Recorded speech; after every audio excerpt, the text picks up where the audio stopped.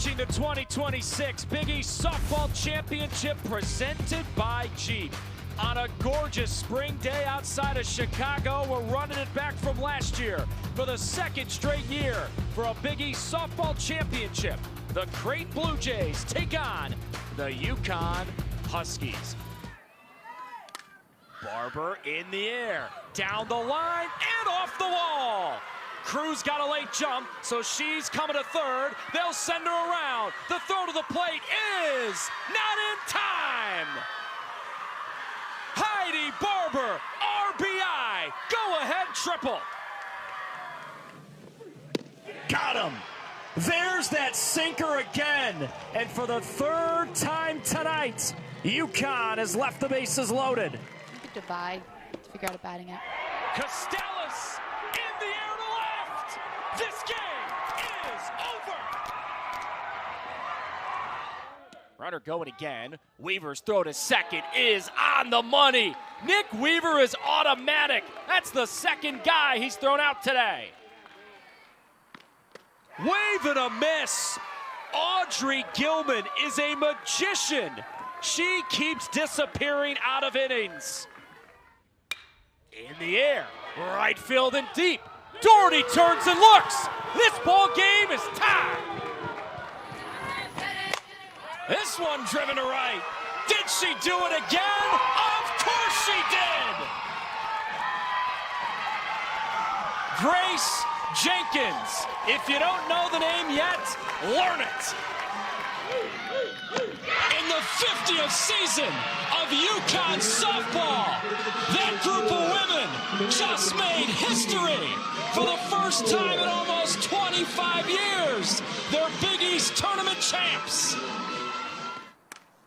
In the air, shallow left field. Last year was history. This year it's just the standard. For the second straight season, UConn has won the Big East. It wouldn't be so bad without the wind. That is today in a nutshell. The temperature's about 49 degrees, but the real feels like 35 because of that wind, and it helped out Michigan in their 6-run second inning. Well, Greg Pace got one in the air, Greg, and got the ball out of here, and yeah, that wind was playing tricks on Eastern Michigan's defense the entire inning with some good swings. Yeah, good swings, some ominous skies. That was an ominous inning for Greg Kennedy. Just got the bad luck of a bloop to start it off, and then the bats started heating up. 6 across, though, for Michigan. They feel probably like they should have had more in that inning. Yeah, absolutely. At Eastern Michigan, with those just couple of runs in the bottom of the third inning, did get some momentum back, so just a 4-run game as we mosey on to the top of the fourth here, and we will see our fourth different pitcher already in the ball game for Eastern Michigan. Greg Kennedy got the start, then it was Emmett Gillies, Carter White, and the right-hander Nick Keene is onto the scene, the right-hander from Harrisburg, PA. Nick, a guy that has been a vital cog for this team. It was initially a two-way star, but just focusing right now on the pitching side of things. Fastball, slider, change. But a guy that actually was struggling for a bit. They left him home for the Ball State series to get things right, and since then, it's been a whole lot better. Back to the top for Michigan and Cooper Mullins, who had maybe the highlight of the season for the Wolverines over the weekend. Gave him a walk-off winning knock against the 15th ranked Oregon Ducks. An Oregon program that Cooper knows something about. Cooper's dad is actually the athletic director at Oregon. Cooper went to high school 5 miles from Oregon's campus. I would love to see the family group chat after Cooper Mullins beat Oregon, where his dad Rob runs the athletic department. Bunch of us spent time with our families over this Easter holiday weekend. And that family group chat for the Mullins was probably, hey, Coop, congrats, but did you have to do it against the Ducks? Stays alive here, it's 1-2. Mullins, Turner, and Evan Hager, the top 3 in the lineup to face Nick Keene here.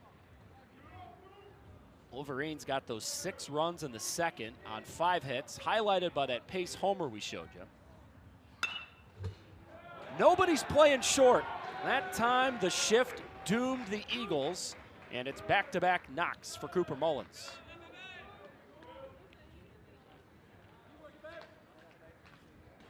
The shift giveth, and the shift taketh away. That time it gave a hit to Cooper Mullins, but normally that's a ground out to shortstop. I don't know. Call me an old baseball purist, but I wish the shift would go away. Well, they're trying to get rid of it in the major leagues. Well, they have outlawed in the majors, but here it's college a little behind, and it wasn't a big thing initially. Now it's been this huge piece of it.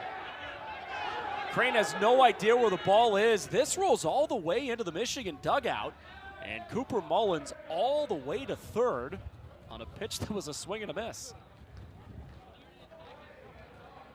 Oh, maybe they're going to send him back to second base, and this is not going to make that Wolverine dugout happy. Tracy Smith saying, wait a minute now, our guy should be at third. Yeah, because you get the extra base once it goes out of play, and he was already at second by the time it was finally figured out. And this is, again, the problem with a inexperienced catcher. Just first live reps. As Greg told you earlier, no Weaver right now for Eastern Michigan.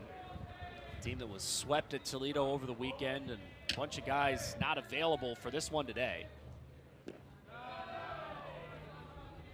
Colby Turner's had a heck of a year for Michigan. Opened the broadcast talking about how he leads them in darn near every offensive category. And he's had one of their best swings of the day. Sharp RBI double in the second. A lot of soft stuff to him here. 2-1. Colby's from Huntington Beach, California, where you don't get many days with this weather. Used to it by now. Another good swing. Diving stop at short by Thigpen. He's got to eat the ball. Infield single, two-hit day, Colby Turner. I prefer that. Just take it, knock it down rather than risk the throw. You're not going to beat him back across the diamond. Good decision by the still learning shortstop. And it'll set the table for Evan Hager. Local guys from New Hudson, half hour from Ann Arbor. Former Shamrock at Detroit Catholic Central. He's a legacy at Michigan. His dad, Greg, former Wolverine. You know, Evan's one of those guys who, you grow up, I'm sure his dad talked all the time about playing at Michigan, and he wanted to do his own thing. So he started his college baseball career at Alabama. Then he went to Houston last year, where when he hit the portal, Michigan really wanted him. Drops one down to the pitcher's mound, and the only place to first. Hager's out there, a successful sacrifice. When Hager was in the portal last year and he decided to go to Houston, Michigan said, Evan, we'll be honest with you, we think you're making the wrong decision. And then when he hopped back in the portal before this year and he decided to come to Michigan, they said, well, you finally can't turn us down this time. And he said, yeah, I probably should have been here all along. And the numbers are proving it. Hager's having a really nice year for Michigan. And that's the one good thing about the portal. It does allow those decisions to finally be rectified when it comes full circle.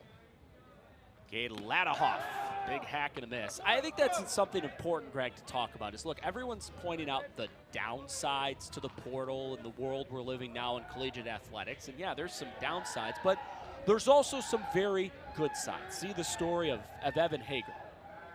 Getting to live out a family dream, I'm sure. In the air, foul ground, right side, and on the play. Ladahoff still seeking his first hit today for Michigan. Grounded out to first in the second. Also walked in that second inning when Michigan scored 6 runs and sent 11 men to the plate.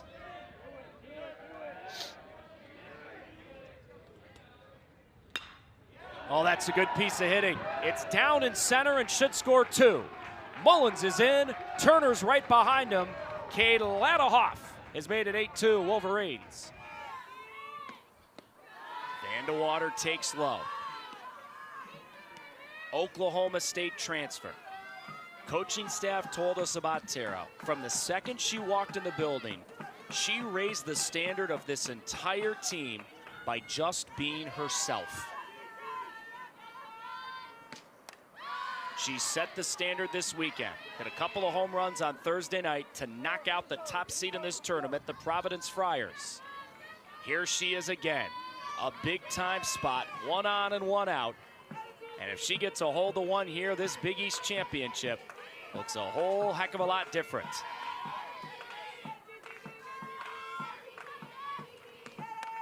Line drive, base hit. Dalton goes station to station. And Creighton's got 2 on, down by 2.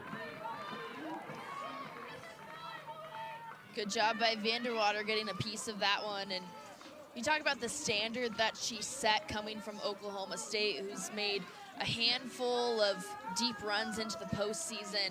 She knows what it takes, and Lily West right now, who's up to bat, has been the person that set the standard since day one as a freshman for the Blue Jays. And right now the Huskies are talking about how they are going to approach this at bat. Because remember who's on deck. If you want a pitcher on West, well, you got Keegan Mayhew on deck, who has an RBI double in this game. In our 2 games today combined, she has 2 doubles, a triple, 2 runs scored, and 3 runs driven in. Like we said, to start this bottom of the 5th, this is the tough part of the Creighton lineup. Yeah, we haven't seen any scoring from both sides since the first inning. It felt like UConn really jumped out and took the momentum and said, hey, we had not a great offensive performance in the first game. We're back. This is how we've played all season. And now we've seen zeros across the board.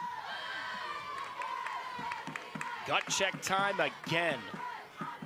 Jessica Walter has left 4 Blue Jays on base. She went the distance against him on Thursday. But the pressure is different today with everything on the line. Did it hit her? It did. And the Blue Jays have the bases loaded. You can see how fired up Lily West is going back to the dugout. As soon as it hit her, this is a senior that, yes, she's had so many big hits throughout her career. But she's gonna do her job when she's up in the batter's box. And sometimes that's just getting on base no matter what. West finds her way to first. They'll run for her here. At least that was the initial indication. Bailey had popped out of the dugout. 16 in black and blue is ready to run. But for now, they have sent West back to first. And you can feel the intensity from West up here, from Crystal Wood up here. All right, so they'll now have Bailey go to first, as Lily West just turned and pumped her fist to Keegan Mayhew, the Big East Freshman of the Year. RBI double already in this game. It's just her first season as a Blue Jay, but this is a moment where she can make a lasting memory. In the air, down the left field line, that's fair. Dalton scores, Vanderwater scores. How about Keegan Mayhew? We're all